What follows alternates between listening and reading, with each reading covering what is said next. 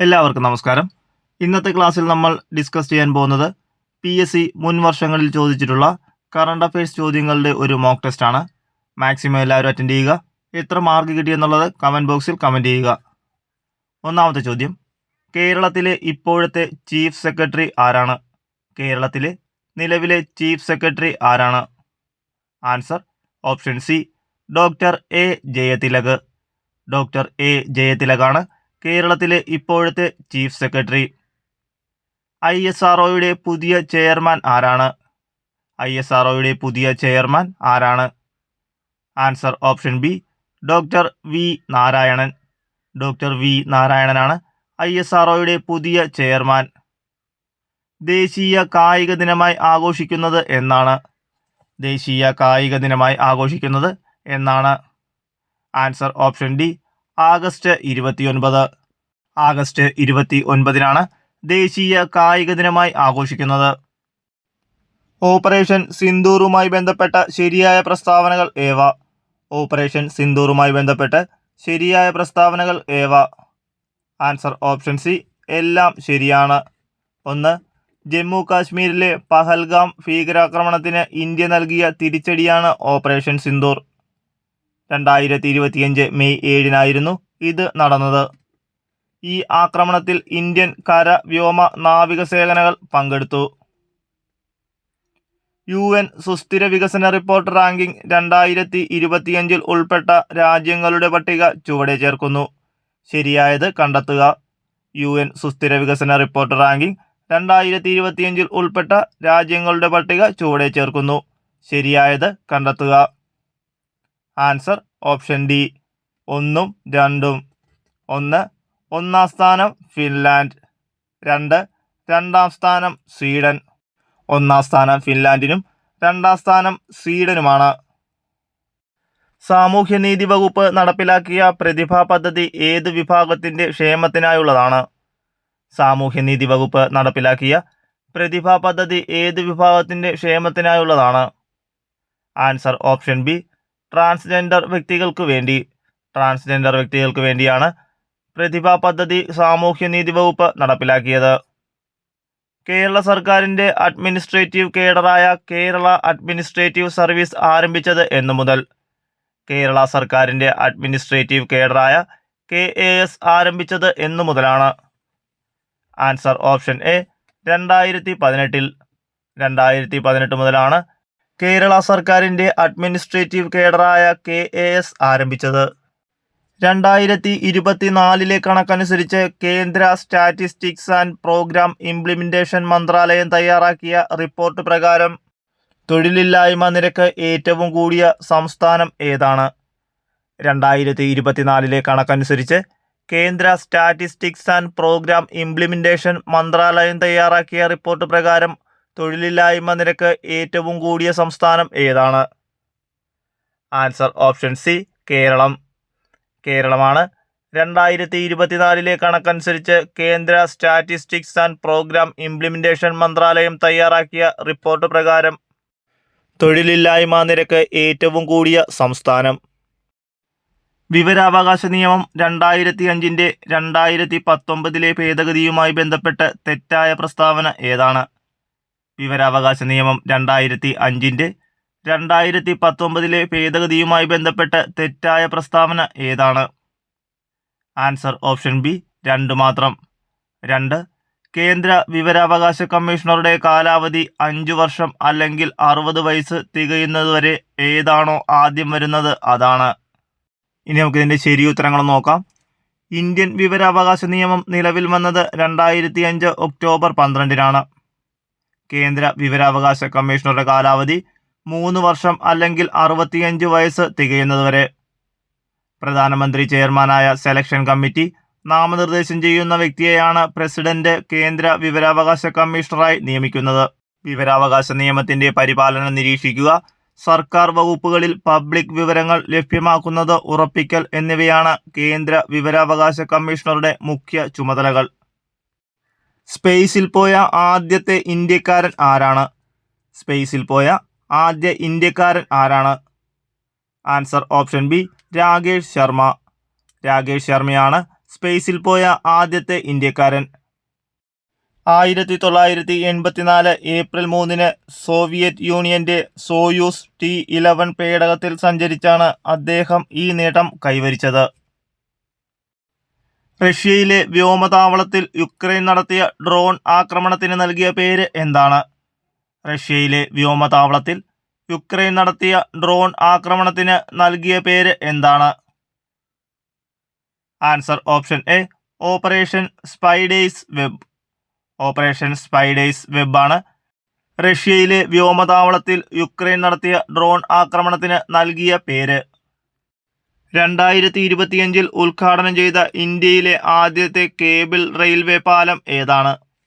2025 ഉദ്ഘാടനം ചെയ്ത ഇന്ത്യയിലെ ആദ്യത്തെ കേബിൾ റെയിൽവേ പാലം ഏതാണ്? Answer option C Anjikhad. Jammu കാശ്മീരിലെ ആൻജിഹട്ടാണ് 2025 ഉദ്ഘാടനം ചെയ്ത ഇന്ത്യയിലെ ആദ്യത്തെ കേബിൾ റെയിൽവേ പാലം.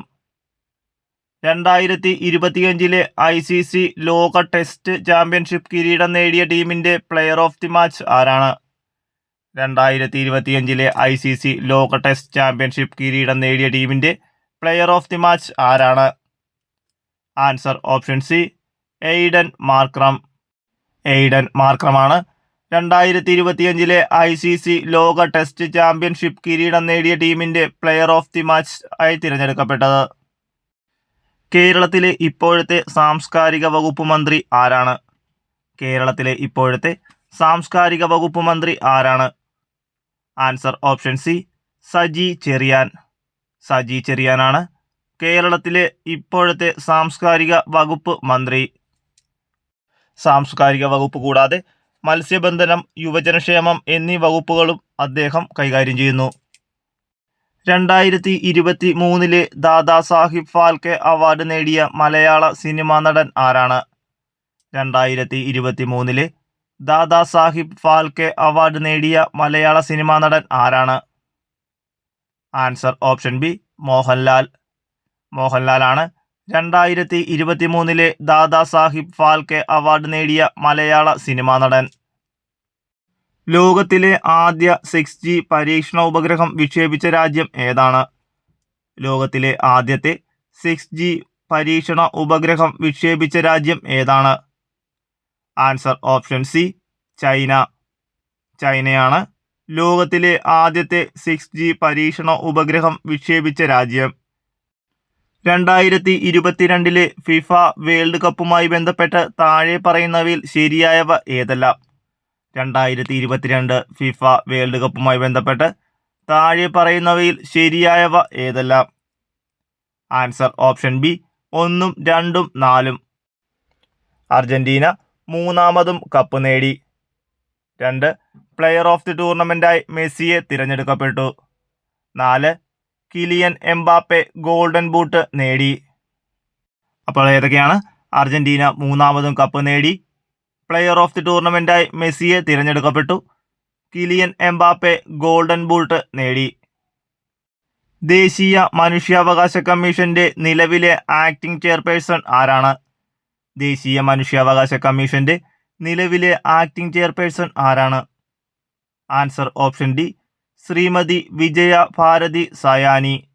ശ്രീമതി വിജയ ഭാരതി സയാനിയാണ് ദേശീയ മനുഷ്യാവകാശ കമ്മീഷന്റെ നിലവിലെ acting chairperson.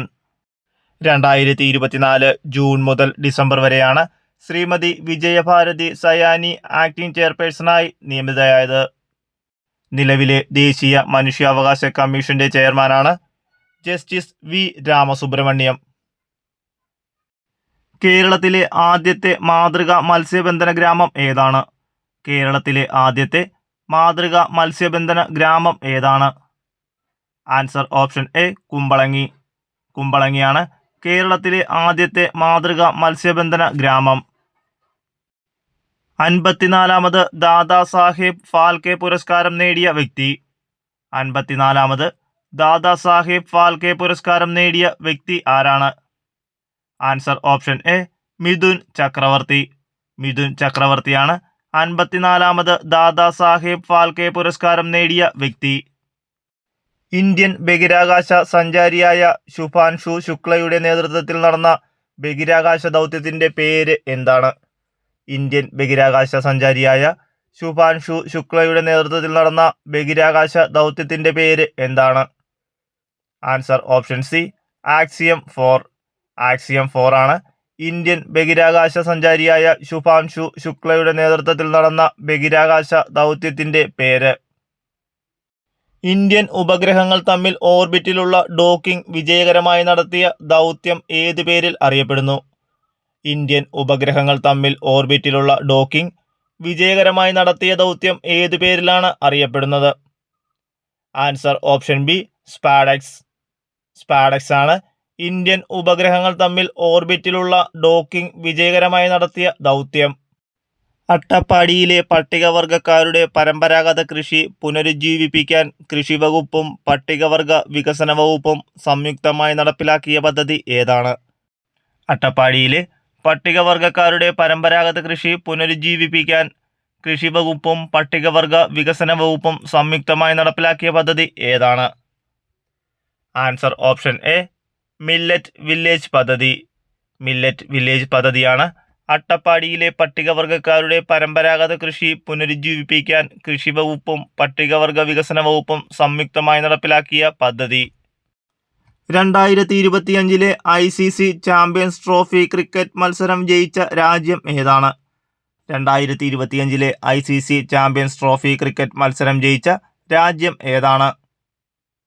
Answer option A, India. ഇന്ത്യയാണ് 2025 ICC ചാമ്പ്യൻസ് ട്രോഫി ക്രിക്കറ്റ് മത്സരം ജയിച്ച രാജ്യം. 2024 പാരീസ് ഒളിമ്പിക്സിന്റെ സമാപന ചടങ്ങിൽ ഇന്ത്യൻ പതാകയേന്തിയത് ആരൊക്കെയാണ്? 2024 പാരീസ് ഒളിമ്പിക്സിന്റെ സമാപന ചടങ്ങിൽ ഇന്ത്യൻ പതാകയേന്തിയവർ ആരൊക്കെയാണ്? ആൻസർ ഓപ്ഷൻ ഡി, 2 മാത്രം. 2 PR ശ്രീജേഷ്, മനു ഭാസ്കർ. PR ശ്രീജേഷും മനു ഭാസ്കറുമാണ് 2024 പാരീസ് ഒളിമ്പിക്സിന്റെ സമാപന ചടങ്ങിൽ ഇന്ത്യൻ പതാക ഏന്തിയത്. സൈബർ ക്രൈം ഇരകൾക്ക് ജൂറിസ്ഡിക്ഷൻ പരിമിതികൾ മറികടന്ന് ഓൺലൈനായി FIR നൽകാൻ കഴിയുന്ന ഭാരത സർക്കാർ സംരംഭം. സൈബർ ക്രൈം ഇരകൾക്ക് ജൂറിസ്ഡിക്ഷൻ പരിമിതികൾ മറികടന്ന് ഓൺലൈനായി FIR നൽകാൻ കഴിയുന്ന ഭാരത സർക്കാർ സംരംഭം ഏതാണ്? Answer option C, E0FIR. E0FIR ആണ് സൈബർ ക്രൈം ഇരകൾക്ക് ജൂറിസ്ഡിക്ഷൻ പരിമിതികൾ മറികടന്ന് ഓൺലൈനായി FIR നൽകാൻ കഴിയുന്ന ഭാരത സർക്കാർ സംരംഭം. 2025 ഓഗസ്റ്റിൽ യുവാക്കളുടെ തൊഴിൽ വർദ്ധിപ്പിക്കുന്നതിനായി കേന്ദ്ര സർക്കാർ ആരംഭിച്ച പദ്ധതി ഏതാണ്? 2025 ഓഗസ്റ്റിൽ യുവാക്കളുടെ തൊഴിൽ വർദ്ധിപ്പിക്കുന്നതിനായി കേന്ദ്ര സർക്കാർ ആരംഭിച്ച പദ്ധതി ഏതാണ്? ആൻസർ ഓപ്ഷൻ ബി, പ്രധാനമന്ത്രി വികസിത് ഭാരത് റോസ്ഗർ യോജന. പ്രധാനമന്ത്രി വികസിത് ഭാരത് റോസ്ഗർ യോജനയാണ് 2025 ഓഗസ്റ്റിൽ യുവാക്കളുടെ തൊഴിൽ വർദ്ധിപ്പിക്കുന്നതിനായി കേന്ദ്ര സർക്കാർ ആരംഭിച്ച പദ്ധതി.